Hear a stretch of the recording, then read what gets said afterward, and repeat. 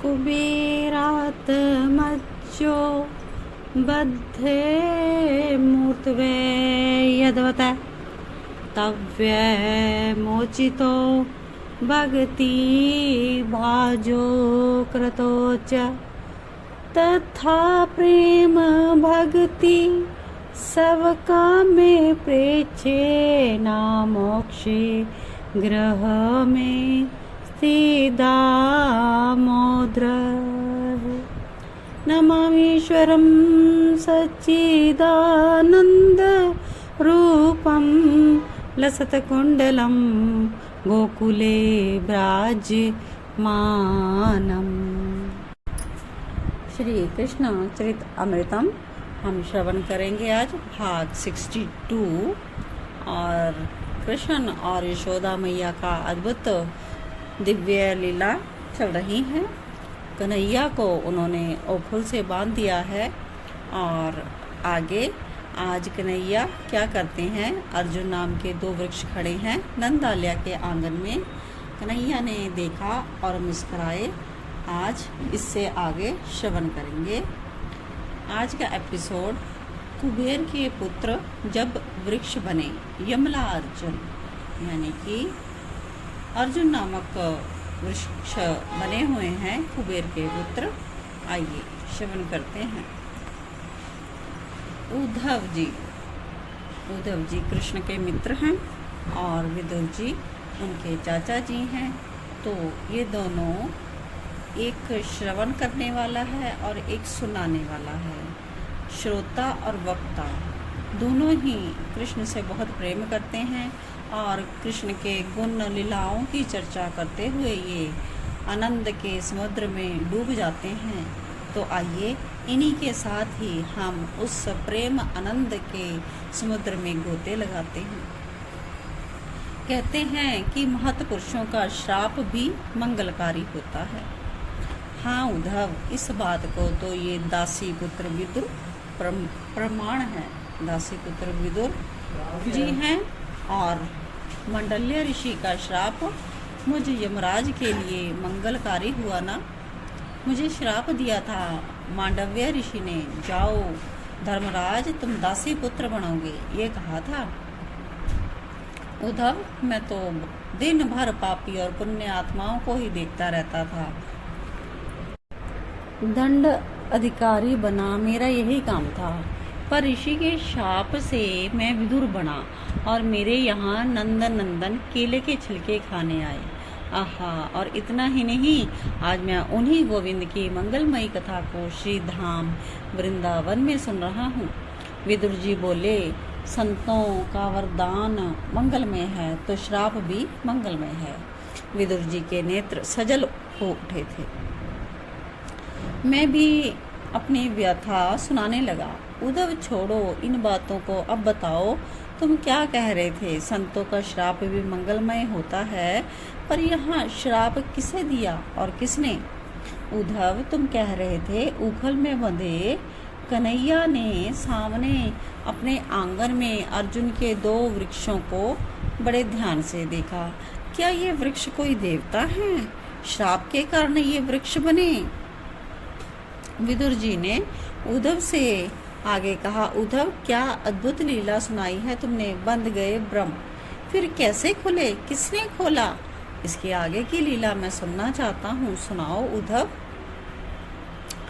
तब कहा उद्धव जी ने कि कुबेर के 2 पुत्र थे, नल कुबेर और मणिग्रीव। बड़े अहंकारी थे ये, और प्रभुता मिलने पर किसे अहंकार नहीं आता। और फिर इनकी प्रभुता, ये तो कुबेर के पुत्र ठहरे। मंदाकिनी गंगा हिमालय से बहती हुई ये निकलती है। बड़ा सुंदर स्थान था वह हिम क्षेत्र का। वहीं कुबेर के ये पुत्र आकर विभिन्न भोगों में रत रहते थे। मदिरा पान, पर स्त्री का संग और धुत कीड़ा, ये सब यही इनको आता था। और जहाँ अति धन आता है वहाँ ये 3 दोष आ जाते हैं। कौन से? मदिरा, पर स्त्री और जुआ। बहुत कम लोग होते हैं जो इनसे बच जाएं। हिमालय साधन की भूमि है, हिमालय तपस्या की भूमि है, पर इन क्षेत्रों में भोग विलास करना ये तो अपराध है, पाप है। उद्धव आगे बोले, कुबेर के ये दो पुत्र अपने साथ आज सुंदरी अप्सराओं को ले आए थे और मंदाकिनी गंगा में पहले तो मदिरा का सेवन किया और फिर अप्सराओं के साथ नग्न स्नान। ओहो! देवऋषि नारद जी बड़े प्रेम से भगवत गुण अनुवाद गाते हुए वहां भ्रमण कर रहे थे। उन्हें सर्वत्र अपने गोविंद ही दिखाई दे रहे थे। तो ये जो नारद जी हैं, ये प्रसन्न चित्त से सबको देख रहे थे। वृक्ष, पर्वत, नदी सबको कह रहे थे, भगवान का नाम लो, भगवान की लीलाओं का गान करो, भगवान को भूलो मत। क्योंकि नारद जी भगवान के परम भक्त हैं। अगर भक्तों में नाम गिना जाए तो नारद जी का सर्वप्रथम आएगा, क्योंकि ये पूर्ण रूप से ब्रह्मचारी हैं और ब्रह्मा जी के मानस पुत्र नारद जी हैं। और ब्रह्मा जी के ही जो पुत्र हैं 4 सनत कुमार जो हैं, सनक, सनंदन, सनत कुमार, 4 कुमार हैं। ये सभी जो भी हैं ये दुनिया से, संसार से विरक्त हैं और सबको भगवान का ही उपदेश देते हैं कि भगवान में ही हमें अपना मन लगाना चाहिए, भगवान को कभी भूलना नहीं चाहिए।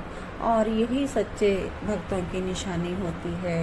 वो संसार में तो रहते हैं लेकिन उनसे विरक्त रहते हैं, खुद भी विरक्त रहते हैं और दूसरों को भी इस संसार से निकलने का साधन बताते हैं, निकालने का मार्ग बताते हैं, निकालने के लिए उपदेश देते हैं, भांति भांति के साधन अपनाते हैं। तो इसी प्रकार मैं आपको ये नारद जी की बातों का जो वर्णन है अपने से कह रही हूँ, क्योंकि जैसा मेरा मानना था वैसा मैंने आपको श्रवण करवाया कि नारद जी परम भक्त हैं और भगत भगवान की लीलाओं में ही मग्न रहते हैं। उन्हें सर्वत्र भगवान ही नज़र आते हैं और वो सबको कहते हैं। कोई ये नहीं कि कोई उनका दोस्त मिल जाए तो उसको सिर्फ, ये तो पशु पक्षी, नदी, कंदरा, पर्वत और वृक्ष सभी से बातें करते हैं। किसकी? भगवान की। अब भगवान की जो लीलाओं का हर समय गान करते हैं तो उनकी बातों को सुनकर प्रकृति भी आनंदित होती है। और पर तभी उन्होंने क्या देखा, इतने भगवत के ध्यान में डूबे हुए नारद जी, और अचानक से अगर अपने सामने कुछ अनर्थ होता हुआ देखेगा ऐसे वक्त तो क्या कहेंगे। तब उन्होंने देखा मंदाकिनी गंगा में स्नान करते हुए कुबेर के पुत्रों को, और मदिरा के कारण उनकी आंखें लाल हुई हैं, उन्मत्त होकर नहा रहे हैं। अब देवऋषि को दया आ गई, कुबेर के पुत्रों की ये दुर्दशा उनके ऊपर करना करनी थी, इसलिए देवऋषि पास में गए। क्योंकि जो खुद भक्त होते हैं वो अपने तो इस संसार से व्यक्त होते हैं और दूसरों के जो संसार से निकलने का, दूसरों की भलाई का साधन सोचते हैं। जो उनके सामने बुराई भी हो तब भी वो उसको अच्छाई में ट्रांसफ़र करने का सोच रहे हैं। तो देवऋषि ने मुस्कुराते हुए पूछा, क्या कर रहे हो? हंसे कुबेर के पुत्र, हम जो कर रहे हैं आपको बता नहीं सकते। ये कहते हुए वो हंसने लगे और अपने आप और अप्सराओं के ऊपर जल का छींटा देने लगे, अपने आनंद में रहने लगे। अब हंसे तो अब देवऋषि, तुमने मुझे प्रणाम नहीं किया? बड़ी सहजता में बोले, तुम्हें प्रणाम करना चाहिए था।